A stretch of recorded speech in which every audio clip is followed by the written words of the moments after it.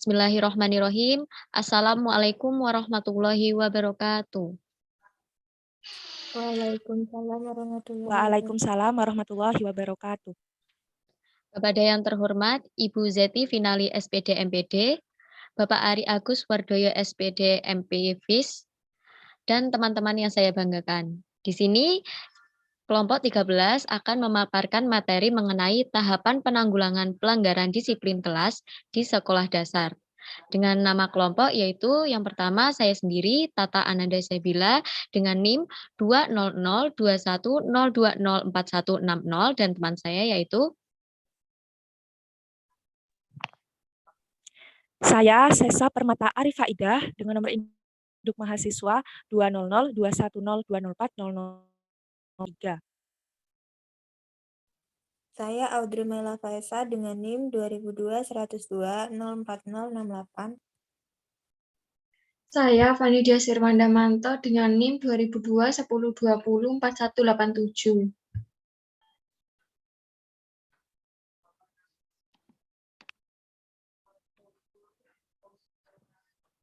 Langsung kita ke materi. Yang pertama yaitu ada pengertian disiplin. Pengertian kedisiplinan. Disiplin berasal dari bahasa Latin yaitu discere, yang berarti belajar. Dari kata tersebut muncul kata disiplina, yang berarti pelatihan atau pengajaran. Disiplin ini merupakan sebagai latihan, yaitu bertujuan untuk dapat mengembangkan diri dari perilaku agar bisa berperilaku tertib.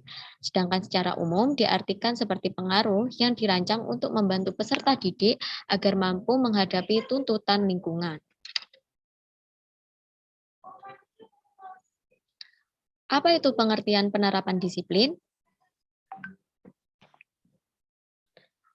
Penerapan kedisiplinan merupakan suatu tindakan yang dilakukan lembaga pendidikan untuk mendorong seluruh peserta didik agar melaksanakan kedisiplinan.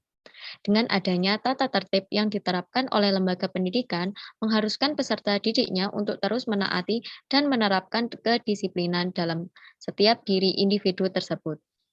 Penerapan kedisiplinan ini dapat dinilai dari seberapa seringnya peserta didik melaksanakan tata tertib atau pelanggaran tata tertib yang berlaku di lembaga pendidikan tersebut. Penerapan disiplin dalam lingkungan pendidikan adalah penerapan sikap peserta didik yang patuh dan patuh terhadap aturan yang berlaku dalam lembaga pendidikan tersebut. Dalam penerapan disiplin, dapat diterapkan disiplin yang diterapkan di sekolah, penerapan disiplin yang diterapkan di setiap sekolah. Dalam pelaksanaan disiplin harus berdasarkan dari dalam diri siswa, karena tanpa sikap kesadaran dari diri sendiri, maka segala usaha yang dilakukan oleh seseorang hanya akan sia-sia. Di sekolah, guru dapat mentransfer cara berpikir, tindakan, dan tindakan dengan mendasarkan pada etika moral yang baik, ucapan yang baik, kedisiplinan, dan kasih sayang. Tiap sekolah tentu memiliki aturan atau tata tertib yang mengarahkan siswa dalam mendidik disiplin.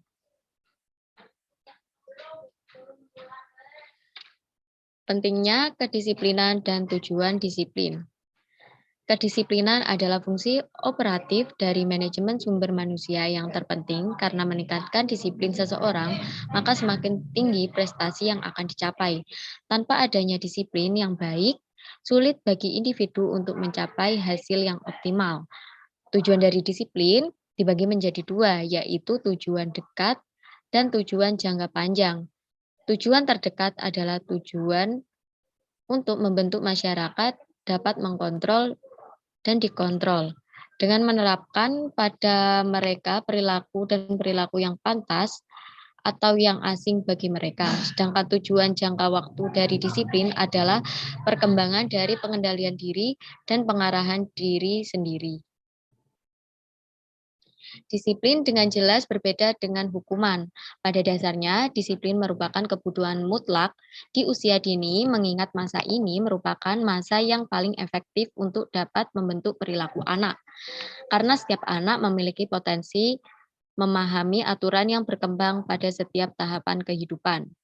Konsep disiplin ini sangat diperlukan untuk membantu penyesuaian pribadi dan sosial anak.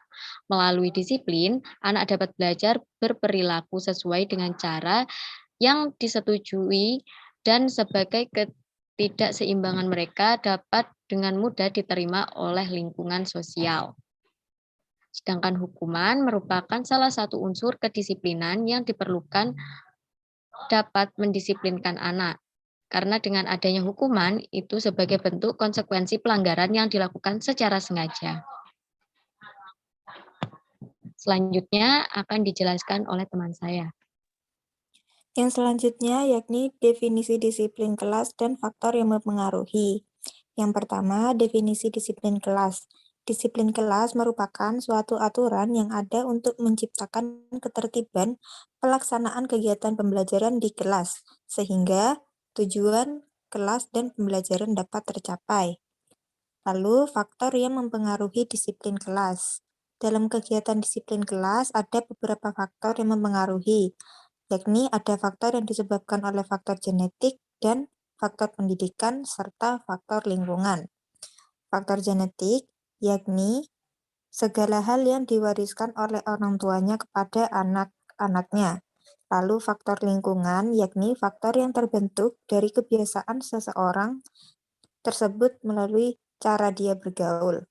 Sedangkan faktor yang terakhir yakni faktor pendidikan adalah usaha sadar yang sedang terjadi seumur hidup dengan maksud mengalihkan perhatian oleh seseorang kepada orang lain.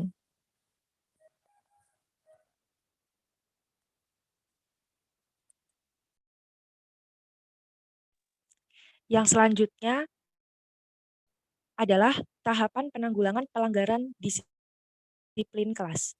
Nilai karakter disiplin sangat penting dimiliki oleh manusia agar muncul nilai-nilai karakter yang baik. Penanggulangan permasalahan disiplin harus dilakukan secara bertahap dengan memperhatikan demokratis antara guru dan peserta didik. Tahapan penanggulangan permasalahan disiplin kelas akan diuraikan sebagai berikut. Yang pertama adalah tahap pencegahan. Tahap awal yang perlu dilakukan guru dan tenaga pendidik lainnya adalah pencegahan.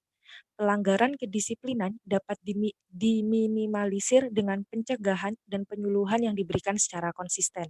Hal-hal yang perlu diperhatikan pada tahap ini antara lain yang pertama, penciptaan suasana kelas, ketepatan perencanaan dan instruksional. Yang kedua, mengenal identitas peserta didik, penting bagi guru memperhatikan untuk tahu bagaimana identitas peserta didik sehingga guru mampu memilih dan mencegah bagaimana pelanggaran itu tidak terjadi. Yang ketiga, pemberian catatan yang bersifat memberi dorongan pada tugas peserta didik. Yang keempat, merencanakan pembelajaran yang variatif dengan topik yang relevan. Yang kelima, penugasan akan disiplin akademik yang menambah kredibilitas guru yang digunakan dalam proses pembelajaran. Tahap yang kedua yakni pemeliharaan. Jalinan hubungan sosial antara guru dan peserta didik yang baik harus dibangun. Pemeliharaan perilaku disiplin pada umumnya harus sejalan dengan pedoman yang telah ditetapkan sesuai kesepakatan antara peserta didik dan guru. Pada tahapan pemeliharaan ini, hal-hal yang perlu diperhatikan, misalnya yang pertama, guru dan peserta didik mulai mengenal dengan baik. Yang kedua, informasikan gambaran umum, latar belakang, garis besar perhatian, dan aktivitas relevan dalam bidang studi yang akan ditempuh peserta didik. Yang ketiga, informasikan harapan-harapan akademis dan kebijakan penilaian secara rasional. Dan yang terakhir, beri kesempatan peserta didik untuk menyampaikan aspirasinya. Tahapan yang ketiga adalah campur tangan atau intervensi. Usaha guru yang selanjutnya adalah campur tangan guna menyudahi perilaku tidak terpuji dari peserta didik. Tahapan ini dilakukan bila langkah pencegahan dan penyuluhan, tahap pencegahan dan pemeliharaan sudah tidak dapat dilakukan lagi. Peran guru dalam menangani perilaku peserta didik yang melanggar disiplin kelas dengan mempelajari dan mencari akar permasalahan. Campur tangan dilakukan pada gejala perilaku menyimpang. Guru melakukan terapi situasi dengan menggunakan pendekatan ilmu dan seni mendidik. Guru membutuhkan keahlian khusus seperti bertanya, menatap mata peserta didik, dan memberi isyarat kepada peserta didik. Tahapan yang keempat adalah tujuan pengaturan perilaku. Pada tahap pengaturan, guru perlu mengatur dan mengarahkan perilaku peserta didik yang menyimpang dari disiplin kelas dengan memberikan bimbingan dan konseling yang mendidik, persuasif, dan demokratis agar peserta didik dengan sadar memahami perilaku yang menyimpang dan kembali mematuhi disiplin kelas. Guru harus memiliki kesabaran karena dalam tahap ini merupakan tahap yang penting demi tercapainya tujuan disiplin kelas. Selanjutnya,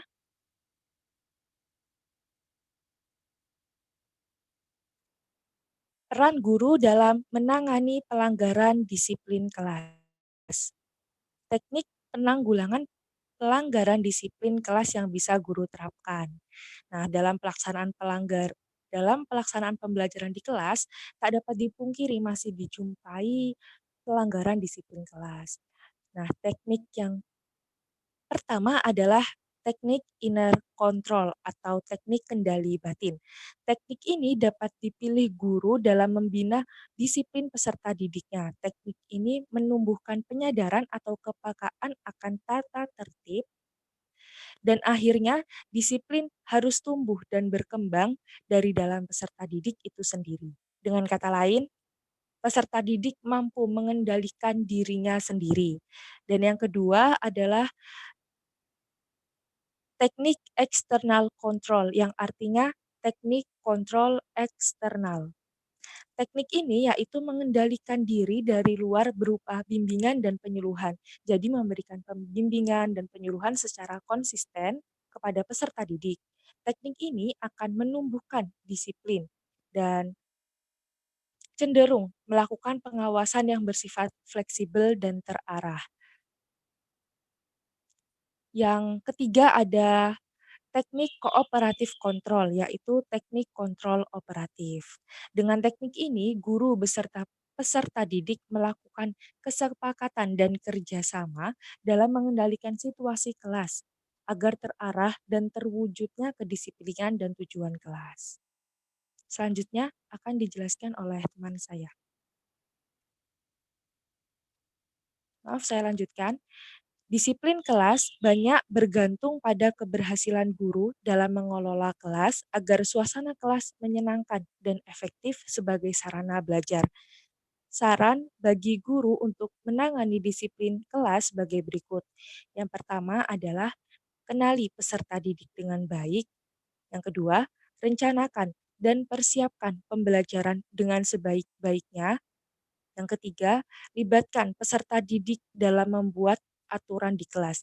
Dengan melibatkan peserta didik, maka peserta didik merasa sebagai bagian dan harus menempati apa yang telah dibuatnya. Yang keempat, bertindak bijaksana. Yang terakhir, pelaksanaan dan penindakan pelanggaran kedisiplinan harus dilakukan secara konsisten. Selanjutnya akan dijelaskan oleh teman. Selanjutnya yaitu penanganan gangguan ringan yang salah rek. Apa judulnya apa sih iki? Materiku apa, Itu yang Ses? atas strategi penanganan pelanggaran disiplin kelas. Ya. Selanjutnya yaitu strategi penanganan pelanggaran disiplin kelas. Dalam praktiknya, pelaksanaan disiplin kelas tidak jarang mengalami masalah. Sebagai misal adanya oknum yang melanggar disiplin kelas yang telah disepakati. Maka dari itu, untuk mengatasi adanya gangguan tersebut, perlu adanya strategi penanganan disiplin kelas. Strategi ini dikelompokkan menjadi 3 sesuai dengan berat ringannya pelanggaran yang terjadi. Yang pertama yaitu penanganan gangguan ringan. Gangguan-gangguan ringan yang tidak mengganggu kelas memang sering terjadi. Namun, gangguan kecil ini jika tidak segera ditangani, maka akan menjadi gangguan besar. Sebagai contoh, seorang siswi memperlihatkan sesuatu kepada teman sebangkunya. Jika hal ini dibiarkan, maka siswa yang lain akan penasaran dan ikut melihat sehingga kelas bisa menjadi ramai. Beberapa strategi yang dapat digunakan pendidik untuk mengatasi gangguan tersebut yaitu mengabaikan gangguan kecil dan ringan yang dianggap tidak akan mempengaruhi yang lain dapat diabaikan saja. Yang kedua, menatap agak lama untuk mengatasi peserta didik yang melanggar bisa ditangani dengan menatapnya agak lama. Yang ketiga, menggunakan tanda nonverbal, yaitu penanganan bagi peserta didik yang melanggar juga dapat diatasi dengan memberikan tanda nonverbal, misalnya dengan mengangkat tangan atau meletakkan jari di atas bibir untuk menyuruh siswa yang gaduh diam. Yang keempat, mendekati. Mendekati peserta didik yang melanggar juga dapat digunakan dalam mengatasi adanya pelanggaran yang dilakukan oleh peserta didik. Yang kelima, memanggil nama.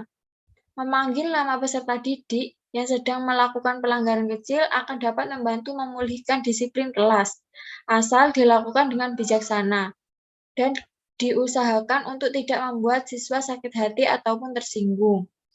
Yang keenam, mengabaikan secara sengaja. Strategi ini biasanya digunakan untuk menangani peserta didik yang mencari perhatian yang terlalu berlebihan. Next.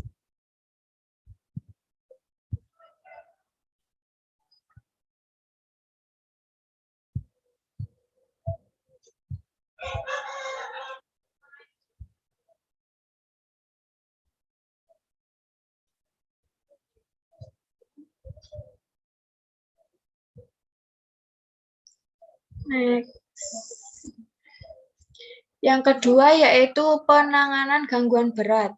Gangguan berat merupakan pelanggaran yang dilakukan oleh peserta didik yang dapat mempengaruhi siswa lain dan mengganggu jalannya proses belajar.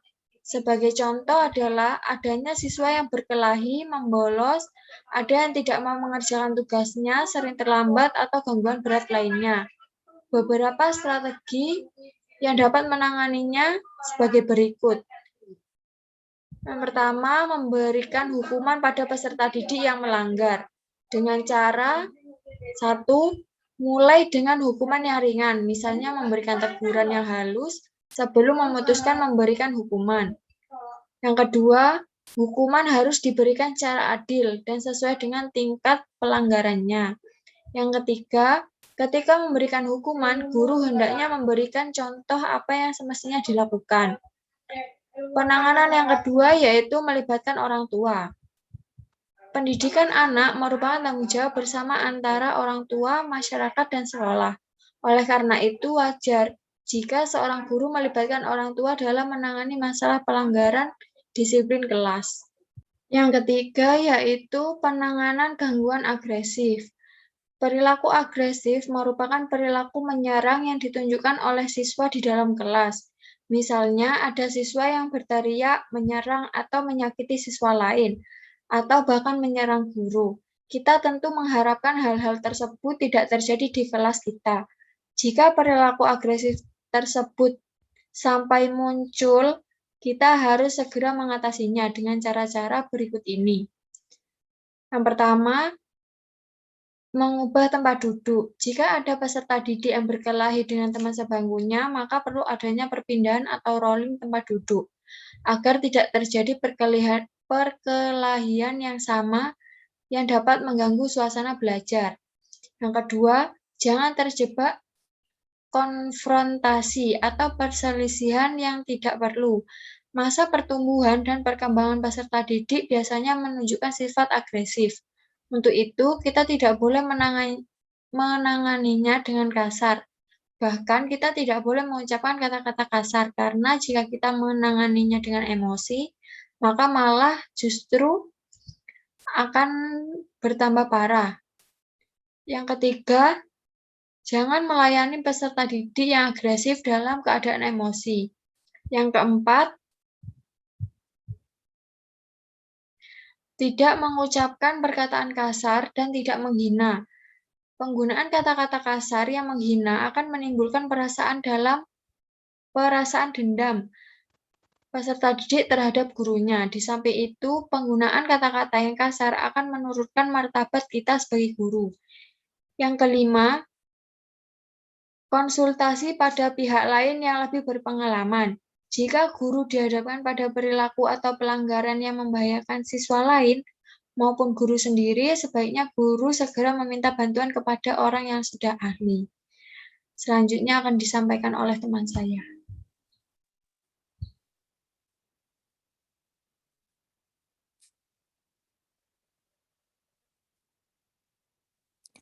Yang selanjutnya yakni upaya mendukung keberhasilan pendidikan karakter disiplin di SD Muhammadiyah Sapen, Yogyakarta. Next.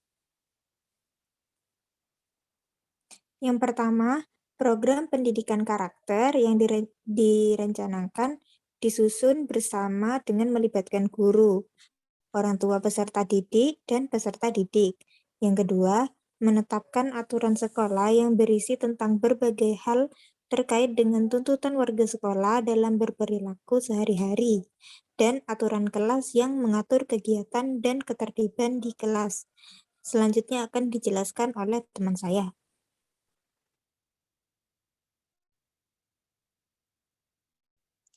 Yang selanjutnya, yang ketiga, yaitu melaksanakan sholat duha dan sholat duhur berjamaah. Melalui kegiatan sholat berjamaah ini, peserta didik dilatih untuk tertib dalam melakukan kegiatan ibadah, mulai persiapan, pelaksanaan, hingga mengakhiri ibadah. Yang keempat, membuat pos afektif di setiap kelas.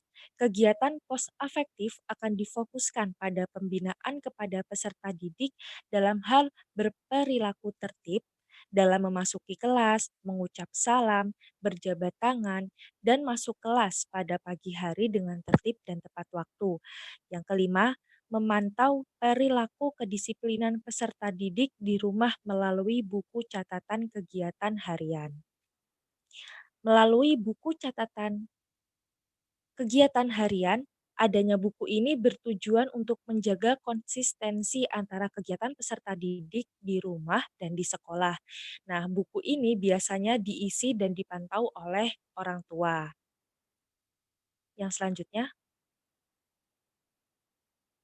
yang keenam, memberikan pesan-pesan afektif di berbagai sudut sekolah yang mudah dilihat oleh warga sekolah untuk mensosialisasikan nilai karakter disiplin. Nah, pembuatan papan tempel untuk pesan afektif ini merupakan upaya sekolah untuk mensosialisasikan nilai karakter disiplin kepada peserta didik. Sosialisasi ini bertujuan agar peserta didik semakin memahami pentingnya karakter yang baik dan disiplin. Yang ketujuh, melibatkan orang tua dalam pendidikan karakter disiplin. Kegiatan ini bertujuan agar orang tua dapat melakukan program pendidikan karakter disiplin yang dikembangkan di sekolah, adanya kontinuitas pendidikan karakter bagi peserta didik. Yang kedelapan, menciptakan iklim kelas yang kondusif. Lingkungan yang kondusif ini dapat meliputi lingkungan fisik dan lingkungan non-fisik. Nah, lingkungan fisik ini biasanya berupa sarana prasarana, lingkungan sekolah, sedangkan lingkungan non-fisik ini berupa sistem atau suatu rangkaian kegiatan yang ada di sekolah. Yang kesembilan, melibatkan komite sekolah dalam pendidikan karakter disiplin, berperan sebagai mitra bagi sekolah dalam proses pengembangan karakter siswa. Next. Baik, selanjutnya saya kembalikan ke moderator. Terima kasih kelompok 13 telah memaparkan materi dengan baik. Kurang lebihnya mohon maaf dari kelompok 13. Saya tutup. Wassalamualaikum warahmatullahi wabarakatuh. Waalaikumsalam warahmatullahi wabarakatuh. Wabarakatuh.